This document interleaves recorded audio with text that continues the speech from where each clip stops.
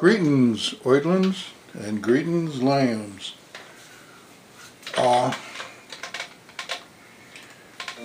Today's fun talk is about the scapegoat, also about Jesus Christ. There were two of them, and the relationship between the scapegoat and Jesus Christ. Now, I'm going to work on staying in the knowledge and on diction. I'm working on diction. So, the scapegoat, okay, first you have this bloke, Azazel, who deviated from the order of things whereby every conscious being would be at peak happiness and pleasure all the time, effortlessly. Or maybe not effortlessly, but anyway, this guy Azazel, and then he got chained in such a dark and hideous spot that everybody else, all the angels that knew about it, were terrified and would never dare to do what he did ever again. Now he's the cause. Anything that we do that deviates from this order of things by which the supreme happiness and pleasure is sustained for all conscious beings was caused, anything that we do was caused by him. But we're still responsible for it, even though we do it unconsciously. Such as anything that's politically correct, that's considered as being a sin or a crime. So now what the maker of all gave to the children of a man whose name was Israel, which is his descendants are a population. The Israel in the Bible refers to a population, not to a land. Now, sometimes it'll refer to the land where the population happens to be at a given moment. But Israel was deported from the northern kingdom. Was the land deported? No, it was the population that was deported. So anyhow, the children of a man named Israel, that's us, we were given the chance once a year to put all of the karma, if you will, or the retribution for the things that we had done wrong in consequences of Azazel's crime. We were given the chance that all those would be sent back to Azazel, all those consequences, all that suffering, sickness, crippledness, poverty, fear, whatever it might have been, sadness, grief, all these kinds of suffering were to be sent back to Azazel on this goat. So the red thread was tied onto the goat, and once a year, I mean each year is of course a different goat from the year before, and if it went out with the red thread, and if it came back with a white thread, that meant that the sins had been transferred to Azazel. Now, definition of sin is a breaking the law. See, to know if you're sinning, you have to know what the law is, but the effect of it is the disruption of the order by which the happiness is sustained for all conscious beings and the highest pleasure. So there were two. Now the word Christ, it means anointed, which means that the high priest, anointed a king. Well, not necessarily the high priest. I'm sorry. The priest, the high priest or the king was anointed with oil. So all the kings of the children of Israel were Christs. They were Messiahs because they were all anointed. And the same way with all the high priests. So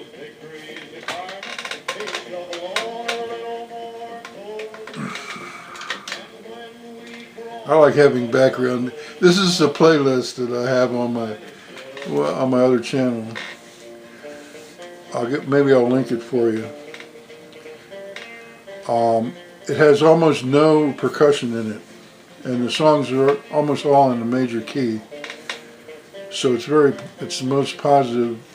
It's not the most positive. It's more positive than what you might find more randomly. However, let's get back on the topic. So there were two Jesi that were kings of the Jews. One was crucified by Pilate around, I wish I had the exact date, it might have been 33 AD, and the other one was crucified at the end of the Jewish wars up around the 60s or 70s AD, but it was crucified by Vespasian in two different spots, where these were two different crucifixions, two different Jesi, and they were both Messiah. They were both anointed.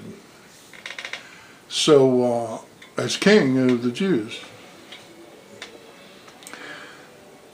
And, okay, the genealogy in the book of John was transcribed wrong. It should have said Joseph, the father of Mary, not Joseph, the husband of Mary, because there's one generation missing. And when you say Joseph, the father of Mary, that makes Mary a descendant of King David. My favorite thing about my source verse is seeing all my pieces together. Which, I try to keep the there's all these objections. I'm not going to, you have to look them up if you don't know about it, but there's objections to the genealogy in the book of John, and that's why, it's because there's that mistake. Other manuscripts have been found that have it that way. In private possession, they're not in the scholars don't have access to them, but they were produced in a court case in Spain, so they're officially documented.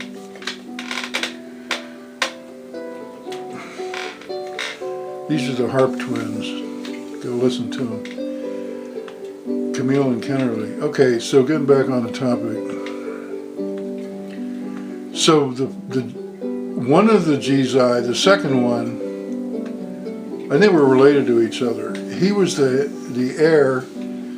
He was descended from Julius Caesar, Cleopatra, Nimrod, the ancestor of the Persian kings. He was descended from the Persian emperor and King David. So he had a legitimate claim to all four of those empires. Well, three of them were empires, and one was a kingdom that was underneath the Roman Empire.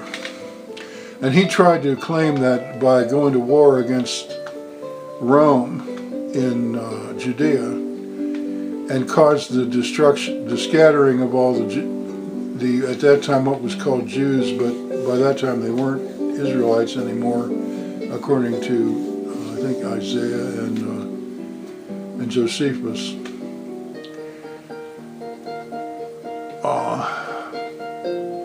And the destruction of the temple and the scattering and all that. So the Talmud blames him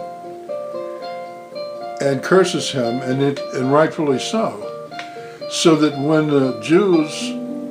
when Christians find out that the Jews are cursing Jesus the Messiah, They don't know that there were two of them, and they think that they're cursing the first one, which was the Lamb of God that was sacrificed.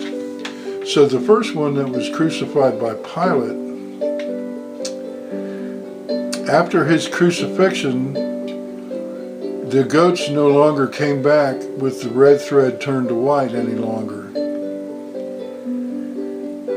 So we don't need to send out a scapegoat any longer because somehow or another that was taken care of. And I don't understand the technicalities of it. Like if we do something now, I guess we still have to suffer for it. Maybe Azazel was forgiven. I don't know. I just don't know what it means. But no longer is the scapegoat relevant, and that's just the point. So I'm going to tell you how to find out more about me. Oh, I forgot to do my diction. Dad, blame it. I hope you can understand my slurred speech, which I got by trying to imitate country folks in Appalachia and Virginia, and by having previously been alcoholic. Okay, here's how you find out more about me. Whoopsie. Stand by. I'll be with you in a second. Here you go. This is a little bit cockeyed. Ta-da! Go to this website and don't put an L in Kesey, as some people have done. And you'll find out more about me. Thank you for coming, and I'll see you next time.